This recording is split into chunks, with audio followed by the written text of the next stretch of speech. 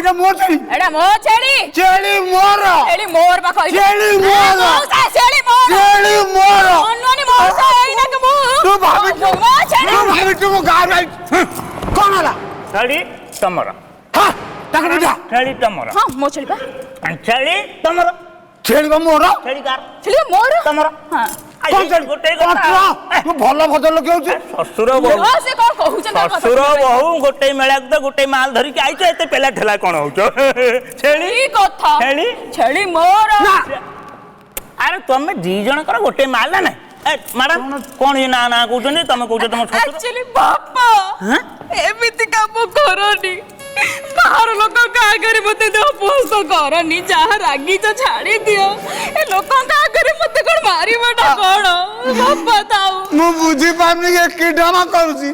ଟିକେ ଆଗରୁ ମଉସା ଡାକୁଥିଲା ଏବେ କଣ ବାପା ଡାକିଲା ମ୍ୟାଡାମ କଥାଟା ମତେ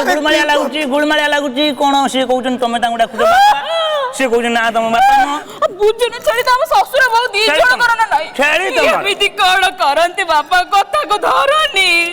ଭୁଲ ହେଇଯାଇଛି କ୍ଷମା କରିଦେ ତୁ ଲୋକଙ୍କ ଆଗରେ ଅପହସ କରନି ବାପା ସହିପାରେନି ବହୁତ ଏତେ ବ୍ୟସ୍ତ ହଉଛି କଣ ରାଗରୁ ଆଇଛ ଛାଡି ଦିଅ ମେଳାକୁ ଆଇଛ ଯଦି ମଉସା